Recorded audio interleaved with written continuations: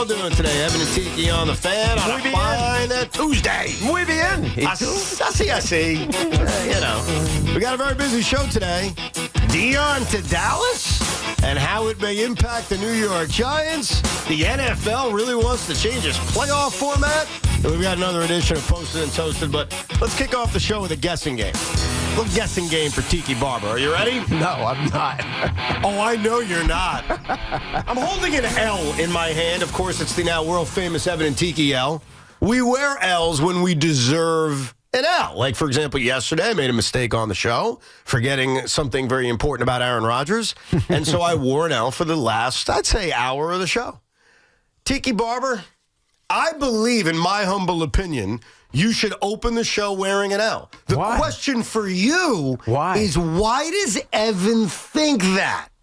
Why would you want me to wear an L when I haven't lost anything? It's a great question. Except for the game last night. Oh, well, the game last night. Hotter. Keep going. You're getting warmer. What, the Chargers? Ladies and gentlemen, I believe, this is my opinion, Tiki Barber should wear this L I'm holding because he told us in September Sam Darnold didn't suck. And guess who sucked? Okay, I didn't say anything about the postseason. Are you wearing the L? No, I didn't say anything about the postseason. Oh, you're exempt from the playoffs? Yes. I told you that Sam Darnold was going to have a hell of a season, and what did he do? He had a hell of a regular season. Yes, I give you that. Yes, he did. What about last night? You know who also had a terrible playoff game this weekend? Who's that? Justin Herbert, everybody's golden child. Like, literally. Blonde locks and gold uniform of the Chargers. He stunk. Sometimes you stink in the postseason. Okay, you know so why? then... Because the other teams are better. So then here's the key question, because I think the consensus on this Tuesday morning, now Tuesday afternoon, at every water cooler, in every text chat, has been the same, which is Sam Darnold sucks. Seeing ghosts. He is who we thought he was. But in water coolers around America, after ignoring Justin Herbert, they would say, oh, don't worry, he'll be fine. He had a great year. He had a bad game. Don't worry.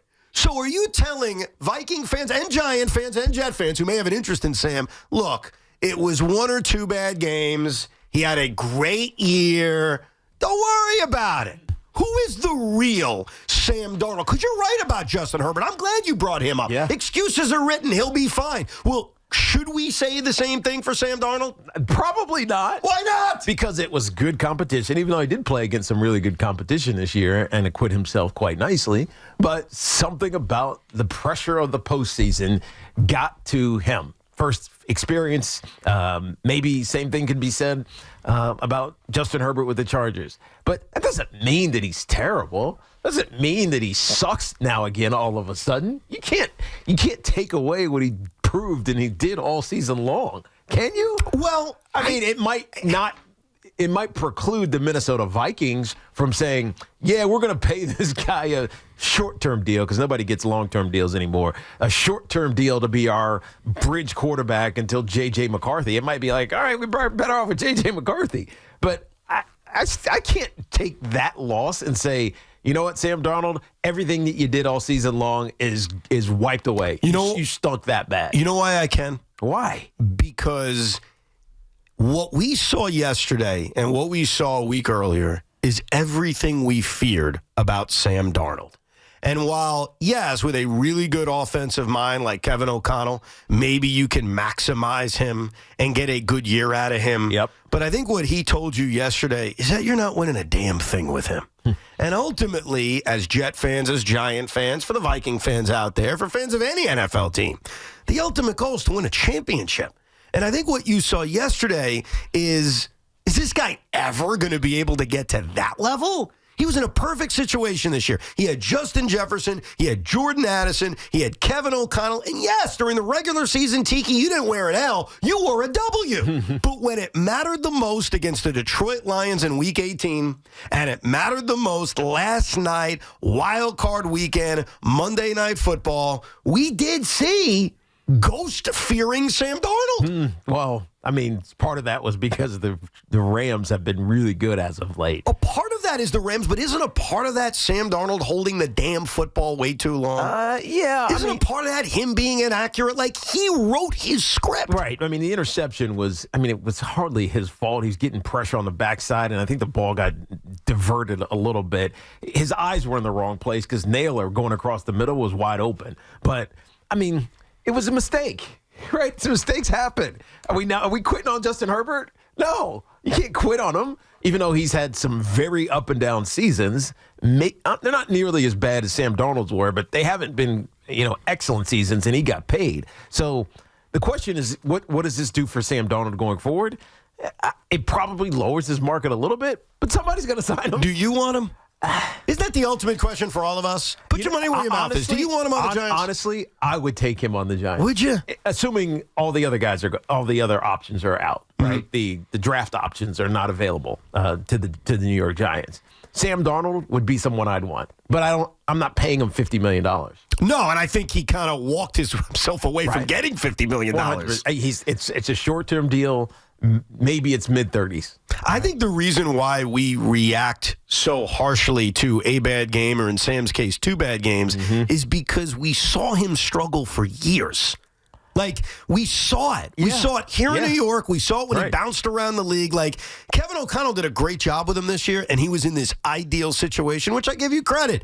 Back in September, you called that. But as we sit here today, after they had this dominant regular season, he failed in the biggest moment twice. And so if I'm the Jets or the New York Giants, I wouldn't have a lot of interest in him. I wouldn't view the best of Sam Darnold from this season and say, oh, boy, that's the quarterback that we need. Yeah. No, it's hard to defend Sam Darnold. The interception was one thing, but, he was sacked 9 times. And how many was on him? Well, I'd say half of them were on him. I'd say probably half. I'm just watching them again right now. In the first couple, there's nowhere to go with the football. You should just tuck it and run type of thing. But it's not what he's done all season long. Some of them were schemes. Some of them were just bad decisions. But I don't. There's nothing I watch and say Sam Darnold is not a good quarterback in the NFL. I think he was rushed. I think he was uncomfortable, and a lot of that goes to the Rams defense, not necessarily Sam Darnold being terrible. So you would bring him here to the New York Giants, not on some kind of crazy mega contract, but some kind of, I would almost say similar to the contract Daniel Jones had not with even. the Giants. Not even. Not even? Not even. Not even.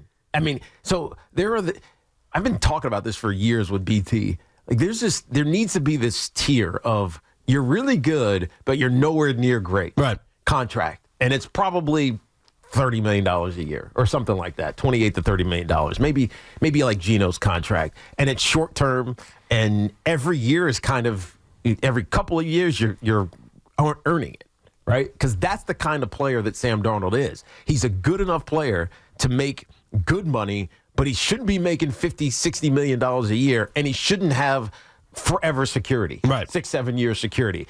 That's the kind of player that I look at Sam Darnold as. And there's a bunch of those guys in the league. There really are. Geno, just mentioned him. He's certainly one of them. There's just others that'll pop in my mind. Tyrod Taylor, he's not going to obviously make that much money, but he's someone you only want for like 2 or 3 years. And so Sam Darnold is good because he's young, and he's proved for the first time that he can lead a team to the postseason and kind of carry it. But he got exposed, and sometimes you just got to give the other team credit. I definitely give the other team credit. I give Aaron Glenn and the Detroit Lions credit from a few weeks ago, and certainly yesterday, the L.A. Rams, my Super Bowl pick, they came to play. Yeah, they have a Super Bowl winning head coach, and they have a Super Bowl quarterback. How many teams have that? We went through this yesterday with the quarterbacks. We'll now do the head coaches. No. How many active head coaches have won Super Bowls? Active, like currently employed by an NFL team. I'll help you out, and hopefully I don't have to hold it out. It's Andy Reid, and it's Sean McVay, because Mike McCarthy currently doesn't have a job. Sean Payton has one. Sean Payton, there's 3. Yes. See? Mike Tomlin has one. Oh, there's 4. Keep going. How many we got? We're up to 4. Mike McCarthy and Doug Peterson currently do not have jobs. He said also the quarterback. Yeah, if you combine it with quarterback, the answer is literally Andy Reid and I agree. and Patrick Mahomes. If it's just the head coach, then yeah, you get to a list of 4. Maybe there's a 5th. Dude, I don't know if there are. It's 2, actually. with the quarterback and the head coach. Right. It's Andy McVay, Stafford, Andy Reid, Pat Mahomes. Which is exactly why the Jets obviously should do Mike McCarthy and Aaron Rodgers. Right. They would join that list. I look at Sam Darnold. I don't know. Isn't Shador going down to Dallas now? You might want Dak Prescott in New York. Not for the Giants. Where's his Super Bowl at? I must have missed that. I think what Sam Darnold proved last night is a couple of things. And this was obvious. I think we knew for a few weeks Sam Darnold's future was going to be determined by the playoff run. I remember saying that to you a few weeks ago. How they do will determine everything. They go on a deep postseason run? All right. They may keep him. They may trade J.J. McCarthy. We'll see. They get knocked out early in embarrassing fashion. And by the way, last night is getting knocked out early in embarrassing fashion. Right. That's what happened last night. Yeah, 27-9 in the fourth quarter. It's over. If you are a team like the Jets and the Giants, you stay far, far away from Sam Darnold. He ain't changing a damn thing. The only teams that make sense for Sam Darnold are the really good rosters that could use a quarterback that are proven to be well coached. So, for example, I give you an example. But how many of those teams need a quarterback? Well, I'll give you one off the top of my head. Who's that? The Pittsburgh Steelers. Yeah, true. There's an example. But what? They went through Justin Fields and Russell Wilson. Maybe Mike Tomlin says, let's give it a try with the relatively with Pittsburgh, what you would be doing would be replacing Russell Wilson with a younger version of, not necessarily Russell Wilson. Probably. Right? And so, but you know what the reminder is? Successful Russell Wilson. That's what I mean. So, but here's the thing. If you're not picking at the top of a draft, how else are you adding said quarterback? No, you're not. You're not. Like, you're not. You're taking a flyer on someone you later in the draft that you just hope pans out. And that's not who the Jets and the Giants are right now. They are so far away from winning that they're not going that route. That's a Steeler route. No, That's not a Giant route. So I don't think this is a debate. You can help me out, Sean and Loogie, as Giant fans. I would not even consider Sam Darnold. No, I wouldn't either, unless he literally had his stock drop so much that he is that guy that you're pairing with a rookie at the top of the draft. Right. That you feel comfortable sitting for 6, 8, dare I say a whole season if you get the best of the And by the way, that's what he was for Minnesota. That's what he was supposed to do. Supposed to be. But 2 weeks ago, we're talking about, is he going to get some kind of 3-year Geno Smith-like deal? And to me, I don't know how you watch the last 2 big games, and I understand it shouldn't erase everything that happened the first 16 weeks, but if the Giants or Jets want to go anywhere near this, it has to be under those circumstances. You need a veteran no matter what, and you're going to take a rookie no matter what, then it's a 1-year deal for me. Anything north of that, I'm spinning the wheel. Has his stock fallen from these 2 bad games enough to become that? I mean, the bridge guy? Well, the Tyrod Taylor guy? I'll say this. Kevin O'Connell killed his stock last night, both on the field in the fourth quarter where he basically gave up, more on that later, and didn't even attempt to come back with Darnold, and after the game when he basically said, see you later. I mean, if you didn't listen to the postgame, it's basically what he said. Yeah. So if his own head coach... J.J. McCarthy will be our starting quarterback in 2025. Right. And by the way, if we're giving O'Connell the credit for getting the most out of Darnold... Yeah, he's got to get the blame. Yeah, well, I agree. He should get the blame, but on the same token, he literally is telling everybody, I don't think that much of him. Go have him. So if he got the best out of him, why am I thinking I'm going to get any better than that out of him? The guy's saying goodbye. He's torpedoing him. Yes, he killed his value last night. He might be doing that on purpose, though. To get him back on a cheaper deal? Yep. Seriously, to keep him. Why would you need to do that when you have Daniel Jones? That's the thing that didn't make sense last night. So if you're watching this game without, like, huge gambling interest, you're just sitting down, you're watching a playoff football game, I think most of us probably at some point in that game said, boy, wouldn't it be cool for Daniel Jones to come in? Like, wouldn't it be cool? The game was over. The game is over. Sam's overwhelmed. The Vikings are getting blown out. Wouldn't this be interesting, right?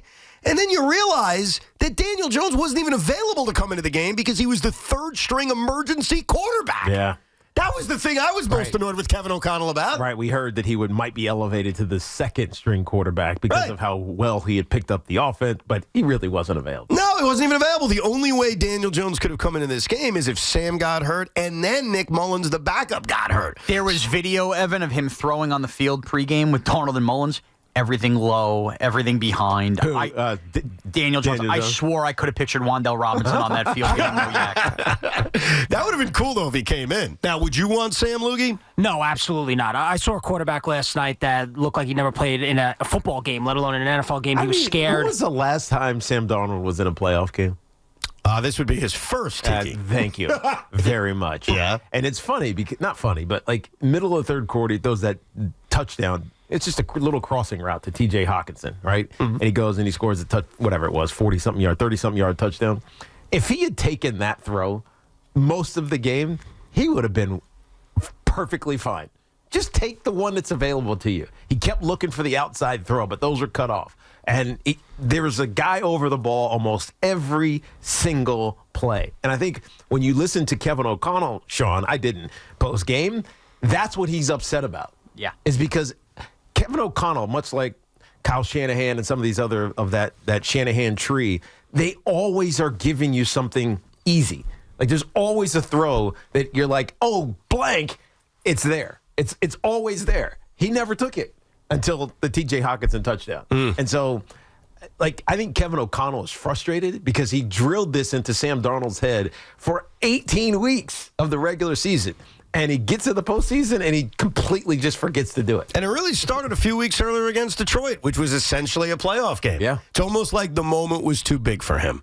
Now, Sam Darnold's not the answer, but I will give you an out-of-the-box other quarterback idea for the New York Giants. Plus, we'll get to your calls. And Sean alluded to it before. Why, last night, if you hung in there late night, why did we watch the Minnesota Vikings and Kevin O'Connell basically give up on the field?